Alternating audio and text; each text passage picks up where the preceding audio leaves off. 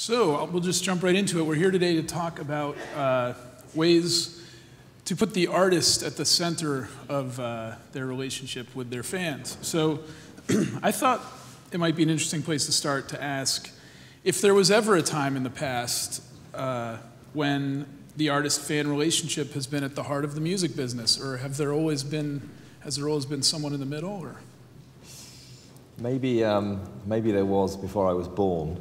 But certainly, as I've sort of grown up through life, the nature of the relationship has been very much a product-based one.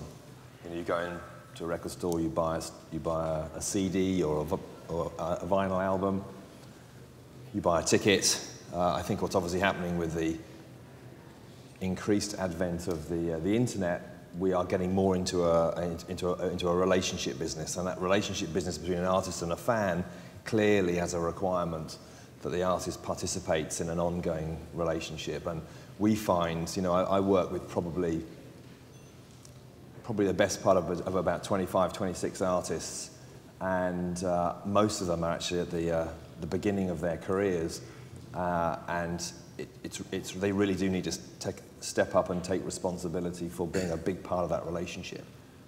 Mm-hmm. You mentioned fan clubs as something that was in the past when we talked about this earlier. Do you think that is any kind of a useful template for how to address things in the new world, or is it too... Well, I think the concept of fan clubs in the past has been very much a fringe part of the industry. But really, as part of this notion of a relationship, the fan club idea can be very broad. It doesn't mean... one of the acts that we have, Radiohead, doesn't have a paying-for fan club, but they have a whole army of people who respect, trust, and believe in what they do. So how you define that is up to anybody else, really. But I think it's that notion of having a tribe or followers of what you do as an artist is a good one. Mm-hmm. So I was looking around at some various tools that the major labels are using to try to strengthen these fan relationships the way that smaller operations or more nimble operations, such as yours, seem to be able to do.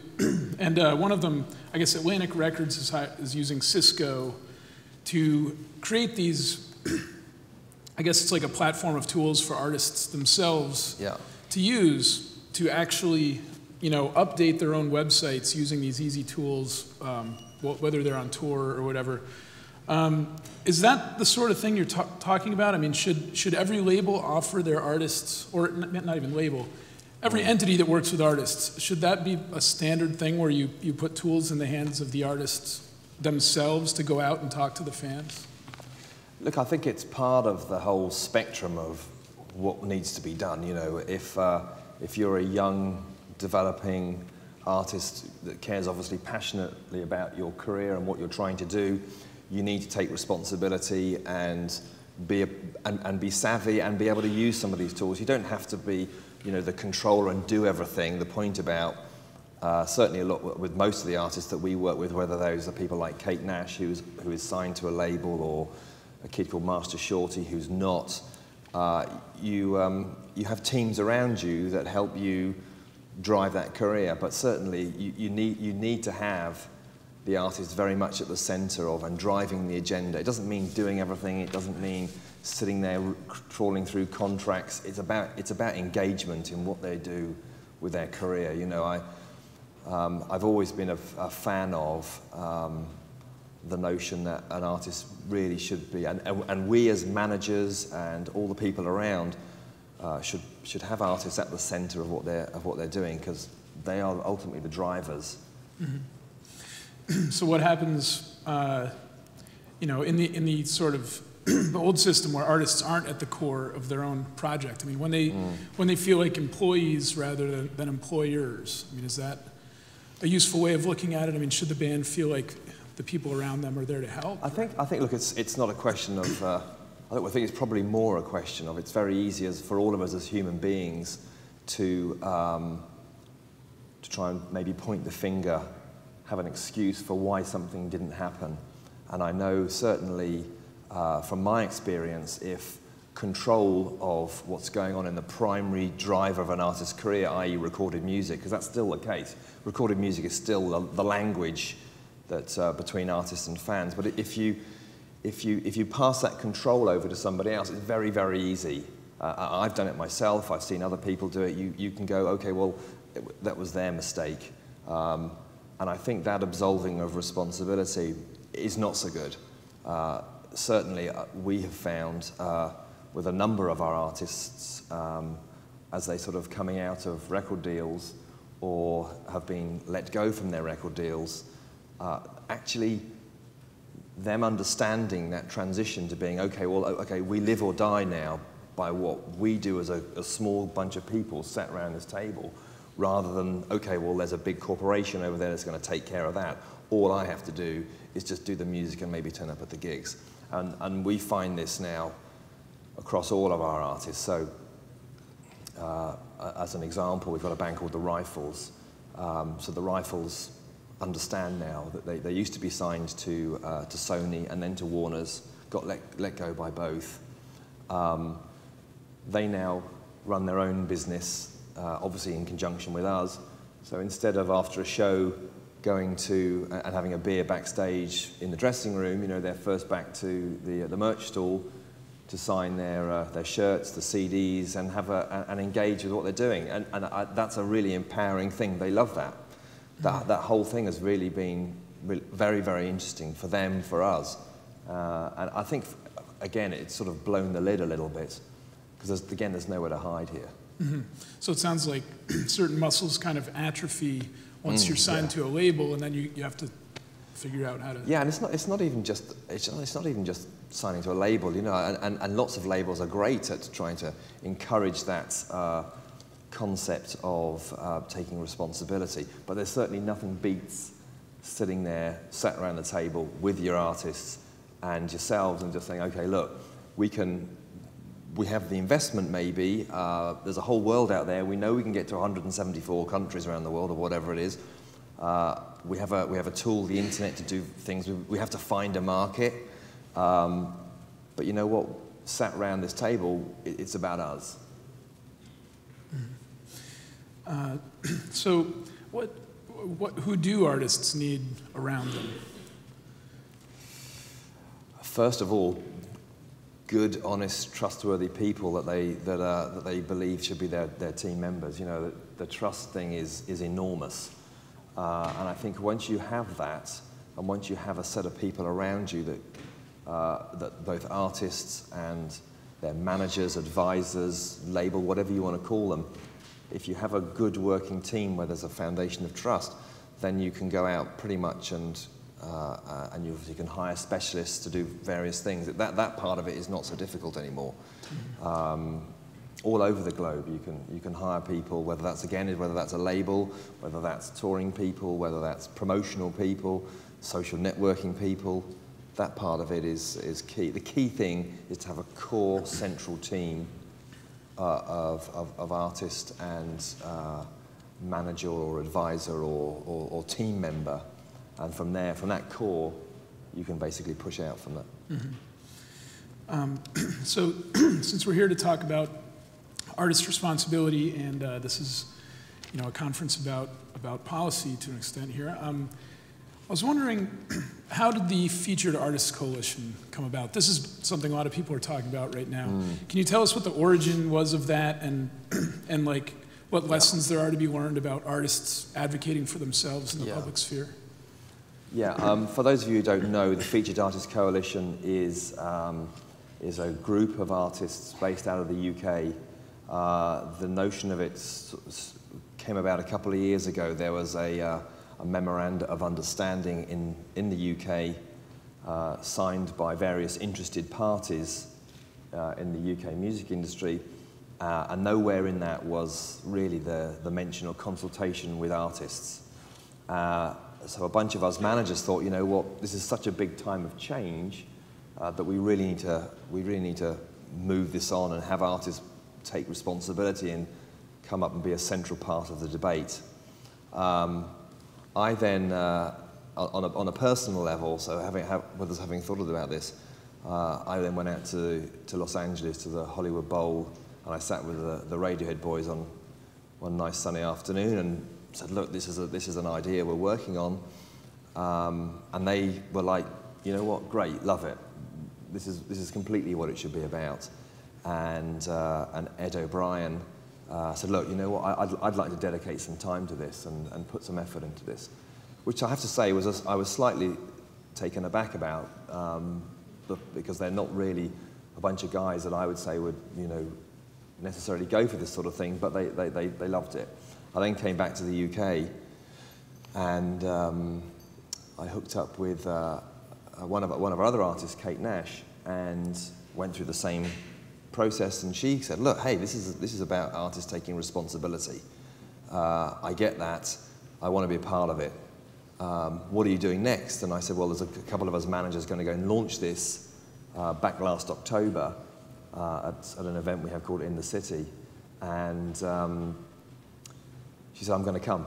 I'm an artist. I'm going to stand on the stage there, and I'm going to say that this is about artists stepping up and taking responsibility." I got the same sort of message from a couple of other artists. Even Master Shorty, 19-year-old kid from London, same thing. He wanted to take responsibility, wanted to get involved.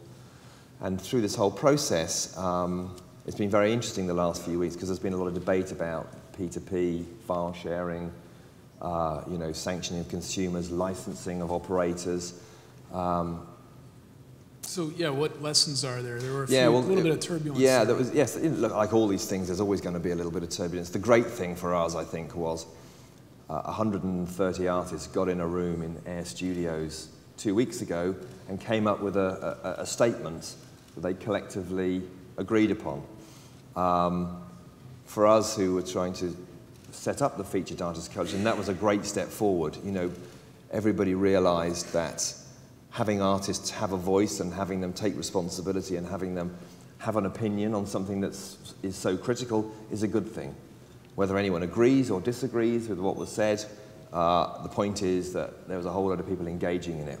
And I think lawmakers and industry professionals, we all now are part of that journey through change with the artist community. And so that part of it was great. And the more and more we can pull artists into that concept, and the more they want to be involved, then it's a good thing for all of us, I think. So it's not worth hiding behind, oh, it's the labels that hate file sharing and we love it. I mean, you think it's worth actually crafting a stance as artists? And yeah, look, clearly they are a hugely important part of and drive probably 95% of the business in the industry. I think we need to have them engaged. And we need them to there are a lot of difficult subjects and very difficult issues. But that shouldn't stop people from getting involved. Mm-hmm. Okay, well, we somehow didn't manage to mention Lily Allen there through that whole thing. Well, moving on, we have to bring up the obligatory in Rainbows. I mean, this is like the example of digital music. It's held up time and time again. So looking back now that it's been some time since then, what lessons do you think are there for other artists and businesses within the industry that you learned, or was it all just applicable to Radiohead, or looking back on it, what are the kind of takeaways for people? I think for the band, primarily it's about the creation of the music, and they created music that they were really passionate about.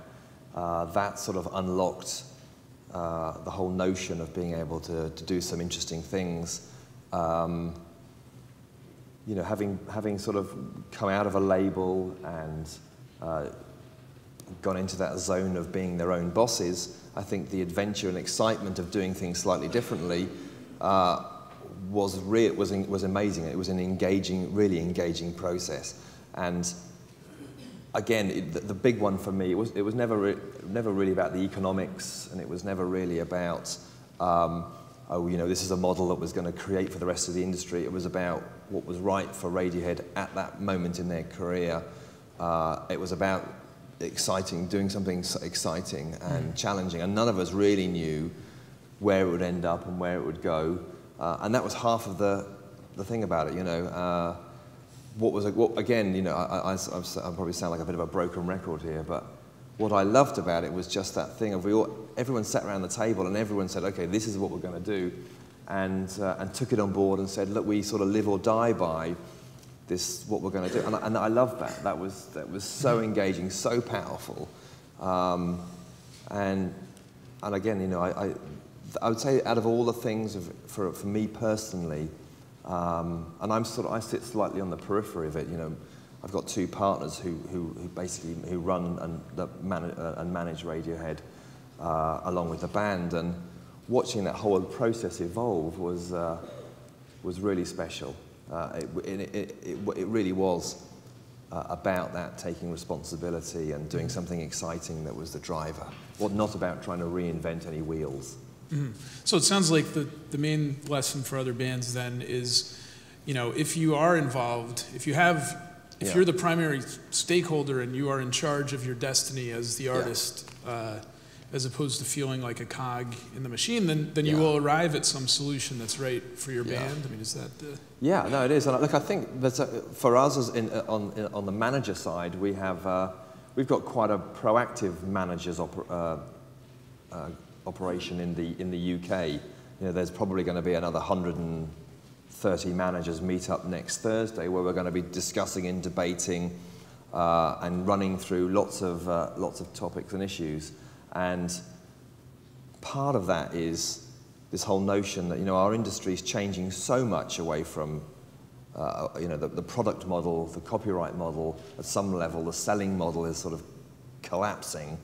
That has a dramatic effect on managers, because managers on the whole, you know, you find an artist, you sign it to a label. If it didn't work, you'd get another one, and then you get another one and another one, and you'd work on that basis. And we're trying to, a whole bunch of us, re-engineer that so that actually managers understand that each artist as an opportunity to be a global operation, can be successful. Clearly, you've got to find a market. Clearly, the music's got to be good enough. Clearly, the artist has to be right, and the team has to be right.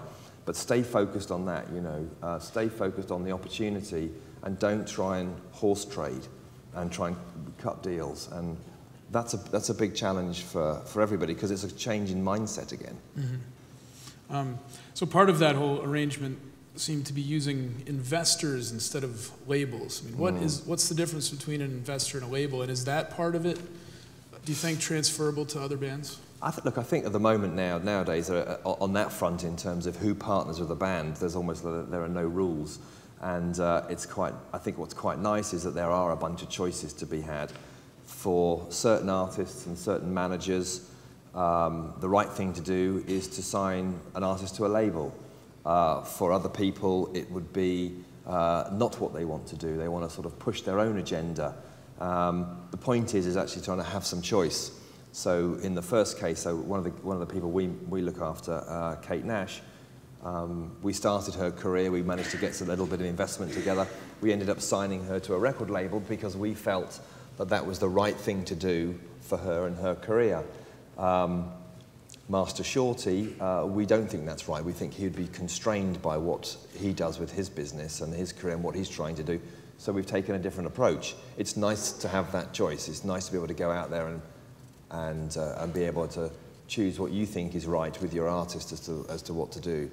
You know, that you've got bands like Metric here who are pushing things and driving things forward because that's what they want to do. They don't want to have or be part of a label structure. It's right for them. It's not right for others. And I think that's a really healthy place to be. Not easy, difficult place to be, because clearly, you know, if you attract investment, you have to build your own teams. You have to drive that business. That's a whole different ball game to saying to somebody and going to a label and saying, okay, you can give us the money, but we know you're also going to take care of all the services. So it's very much horses for courses. Mm-hmm. So this is certainly a distracting time to be a music fan. I mean, if you're not listening to one band, you're listening to another, or you're going to, you know, your chat window pops up and you pause the music and you never go back. And there's a million things coming at us. And as a journalist, I get CDs arriving at my house. I'm not even doing, if anybody's here sending me these CDs, I'm not doing music criticism anymore, okay? So, but my point is, though, that there's just such a glut. of music coming at everybody, even the people who are supposedly the professional filters. So I'm wondering how does an artist-centric approach, or how do you think it's possible, I guess is a better way to put it, to cut through all of that and then to keep people's attention given these distractions? Yeah. Well, to start with, I think you've got to be good. Right. You've got to be good at what you do, and that's the artist, that's the team. But clearly, look, the heart of this whole relationship business between artists and fans is about whether or not people enjoy and love what that artist does. I think we have to acknowledge and accept that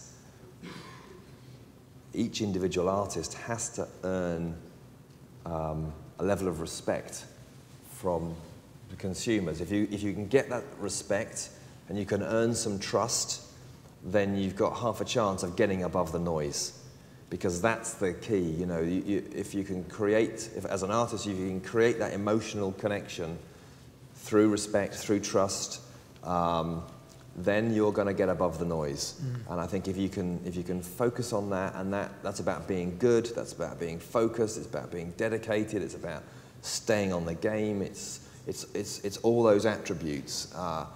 It's not about a quick fix, it's not about a quick win. It really is classic old school relationships, whether that's, it is a relationship between a bunch of people, and you have to drive that respect and trust dynamic. Not sell. It's not all about sell. In fact, it's a lot more subtle than that. So sales is not the number one thing. It's more like community. Are you a community organizer? Yeah, like I suppose it's you're building tribes, aren't you? Right. It's a slightly overused term, but yeah, you're building followers, and you never know where that's going to come. We've got a really great Israeli kid who I would have bet my house on that it would be big in the UK, and it collapsed and was terrible. But we happened to create a market in California, Canada, Denmark, and Russia. So, a really odd bunch, but we have something there now to push forward, and we've got, we can work that. He now lives in California, so he'll be touring Canada, because that's quite a big, good market for him now. And I think this weekend he's playing in Moscow. So you have something, his career is going. Maybe in an older world it might have been a little more tougher because we hadn't broken the UK. His career might have been all over. Now we've found some places, we've got to build on those things.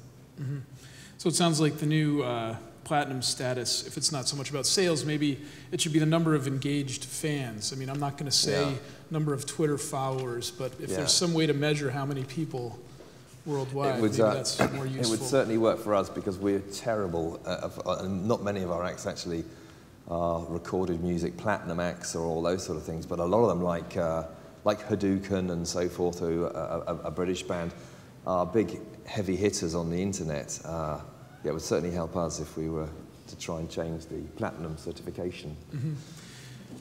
Okay, so what future models do you see coming up that will succeed in putting the artist-fan relationship at the center? I mean, there's a lot of talk about it, but then there's actually doing it. Do you see any business models might support I think that? as an overarching principle, and there's a lot of people doing a lot of really good work on it. I'm a big believer in the licensing framework.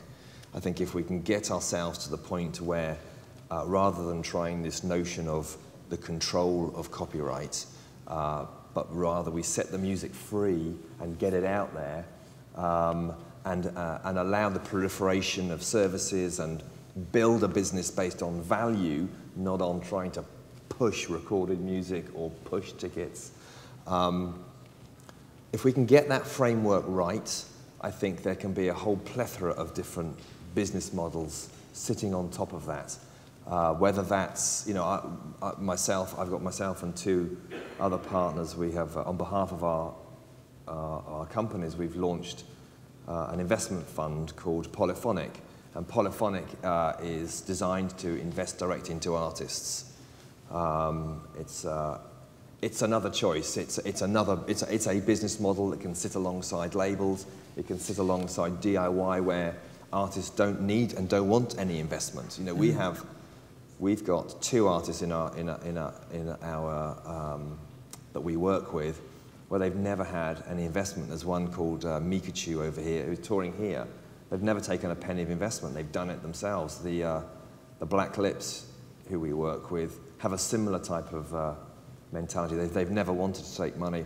They've never really wanted to be signed to a label. They've kind of done it on their own way. So I think the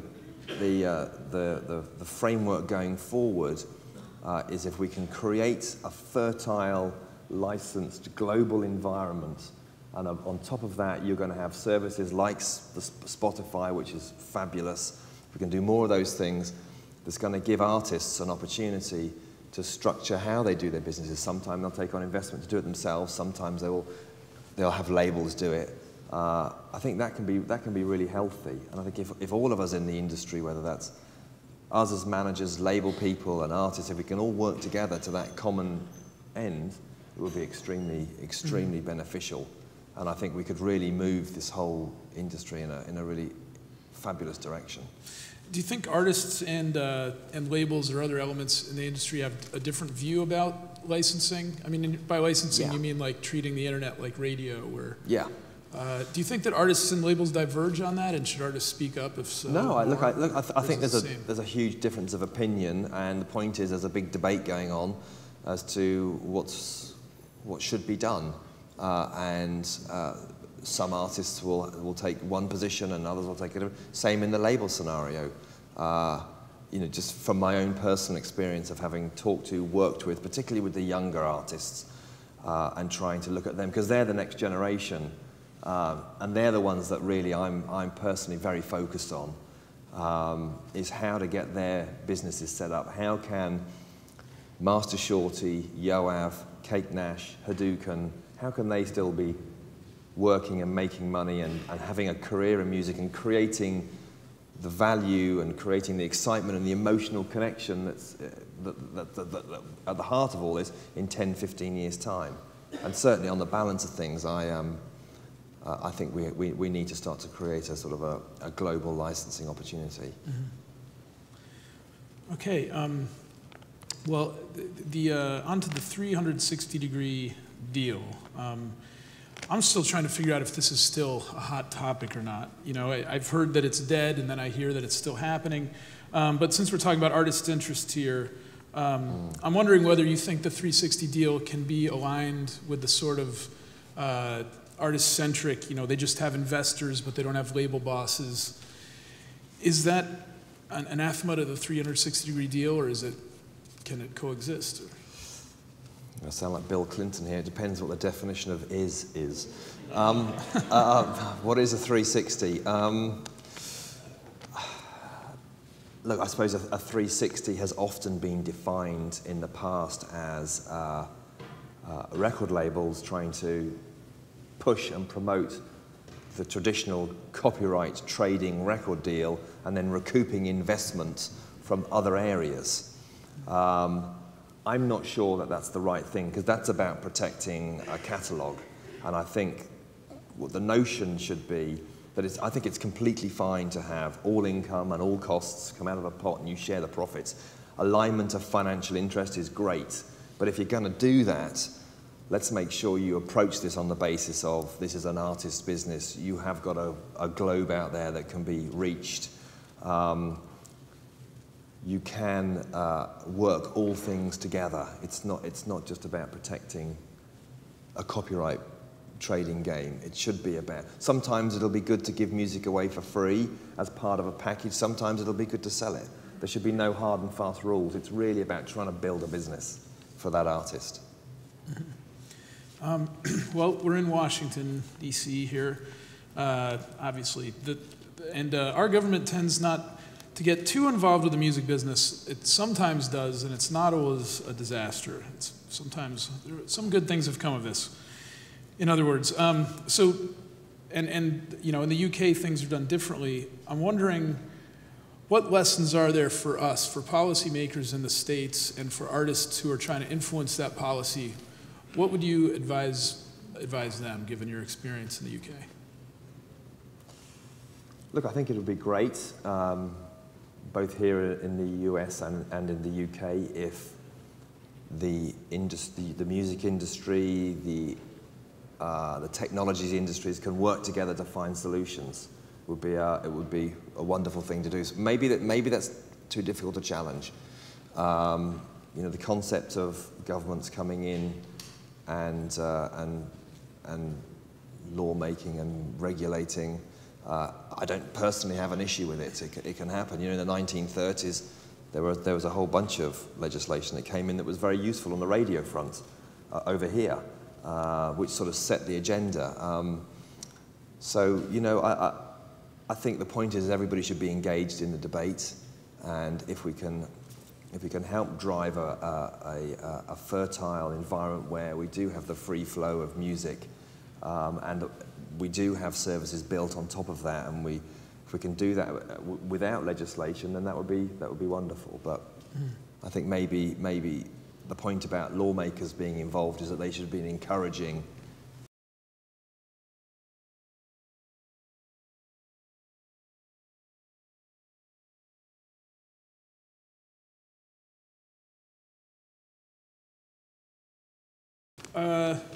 that works out great. I wanted to include questions.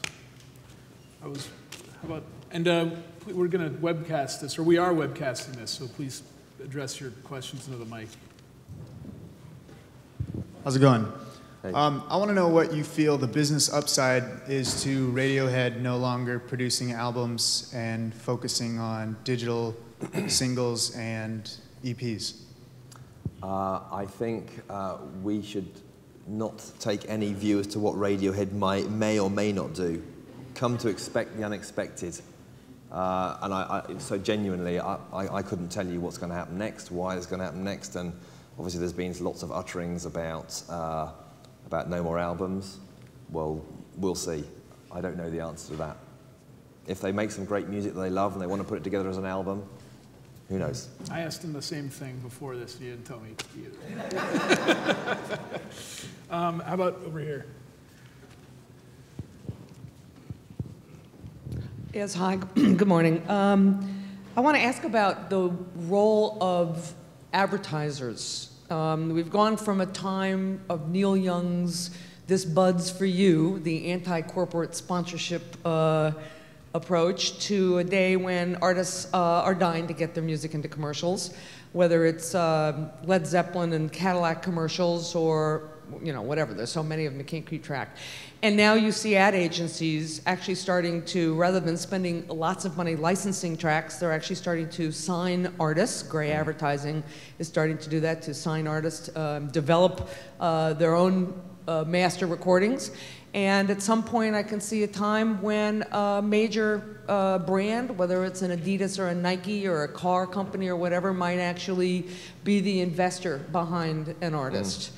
I'm curious what you think about that in this era. You talk about trust and relationships, the shift in the perception of advertising and music.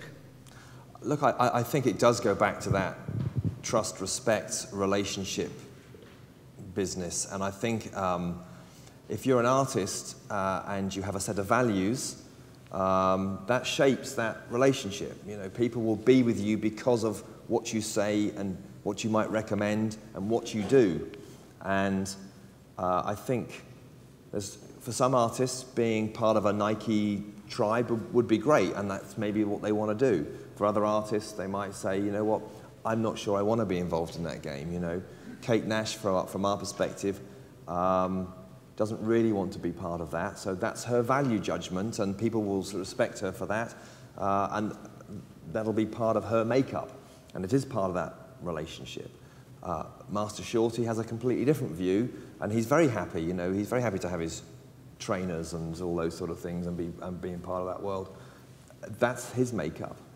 So I think it's a personal choice, and with that personal choice, you set your values to what you do as an artist, and then people can identify with that and make their own view as part of that relationship. So I think it has a very valuable part to play. But it's not about a blanket approach of there should be do this, should we do that. it really is. It should be down to the personal values and choices. I'll just fit one thing. I liked the way Jack White handled Coca-Cola ad, where everybody knows his sound, but he didn't sell them a piece of music that he'd already made people fall in love with. Like, he wrote a completely new song that only got used in that ad. And I tried to figure out whether it was annoying me, and I finally decided that it wasn't. It's like, no memory has been spoiled by that. I wasn't already attached to that song, so it worked for me somehow. Yeah. I don't know. No, I get that. Anyone else? Questions? How about over here?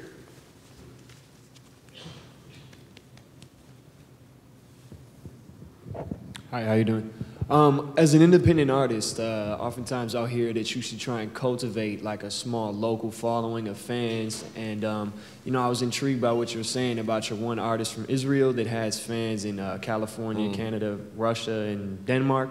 Yeah. And do you have any suggestions as to how maybe you can reach out to these other international potential fan bases that maybe have worked for you, or any strategies you suggest? Well, I think obviously the internet is a tool to be able to use. You have to be focused on it, and maybe if you personally have a bunch of target markets that you think you can fit into, so maybe you don't want to necessarily target on Russia. So I think you need to work with the internet and find, for example, if it's say the UK, you want to find some affiliates or some other artists that might be doing something similar to you, and then try and work with those guys. To get your music across. You know, I'm a big lover of artist-to-artist recommendation. So if you can get your music to other artists and they can recommend you, I think that's a great way of getting a global reach. Does that have any help? Okay. Stop, or one more question? Over. Stop. One more question? Oh, okay. Since you're right by the mic. Sorry. I've talked to lots of people in the fan community who run websites, and it's a very informal thing. They just do it for the love. And we talk a lot about what future projects are for artists, actors of various different kinds. And we all keep saying, you know, if there was a way for us to go ahead and buy in before they make the record, before they make the film, we'd be really great with doing that. Is anybody out there doing that? And would it be wise of us to start talking to the old school people that used to help them do that, the managers, the agents, the stuff like that? Because we kind of like to be a little more proactive and not necessarily have to totally rely on, you know, you go out there, you make it, and then you have to wait and do it $5 and $10 at a time. Because there are some fans that are, you know, it's like the Jill Sobule record. One person did take her up on that weapons grade offer of 15 grand to help make it. So if you have any thoughts on that, I'd love to hear them. So you're basically saying, is there an opportunity for people to get involved in micro investment, I suppose, in artists that they love and or want to support, which I think is great. Again, part of that relationship thing and people being engaged. How much better can it be than if your own artist community and artists are working together? I'm sure it can be some bumpy rides, but in the UK there are a couple of operations that do that. There's something called Band Stocks and another one called Cellar Band. And I have a feeling, I don't know if anybody else in the room knows, I have a feeling there's something that... Kickstarter, that's the one, Slice the Pie. Slice the Pie, yeah. Those are great, and I think it'd be great to see more of that stuff, for sure. That kind of ties it together nicely. It's the three elements we were talking about, the artists, the fans, and the investors sort of merged into two, I guess. Yeah. Nicely done. Just no rules. No rules. All right, well, thank you so much for attending the panel. Thank you, Brian. Thank you. Cheers.